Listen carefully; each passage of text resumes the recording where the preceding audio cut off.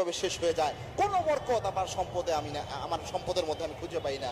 আবার আরেকজন রয়েছে 20,000 টাকা ইনকাম করে, অথচ তার সম্পদের মধ্যে বরকত থাকে। বরকত কিন্তু আল্লাহর দেওয়া দান। আল্লাহ কোনো ব্যক্তির উপর অসন্তুষ্ট থাকলে কোনো কাজের কারণে, তখন আল্লাহ তার ওখান থেকে বরকত উঠায় নেয়। এই জন্য বরকত আল্লাহর কাছে চেয়ে নিতে হয়, আল্লাহর কাছে হালাল রিজিক চাইতে হয়, এমন রিজিক চাইতে হয় যে রিজিকের মধ্যে বরকত রয়েছে। এটা গুরুত্বপূর্ণ বিষয়। এবং হালাল খেতে হয়। হালাল যদি আপনি ভক্ষণ করেন, অবশ্যই আপনার মধ্যে বরকত থাকবে, আপনার রিজিকে বরকত থাকবে এবং আল্লাহ রাব্বুল আলামিনের সাহায্য থাকবে। এবং বেশি বেশি শুকরিয়া আদায় করবেন, তাহলেও বরকত থাকবে। কেননা আল্লাহ রাব্বুল আলামিনের ঘোষণা, এটা সূরা ইব্রাহিমের 7 নম্বর আয়াত, লা ইন শাকারতুম লা আযীদান্নাকুম, লা ইন শাকারতুম লা আযীদান্নাকুম ওয়া লা ইন কাফারতুম ইন্না আযাবি লাশাদীদ।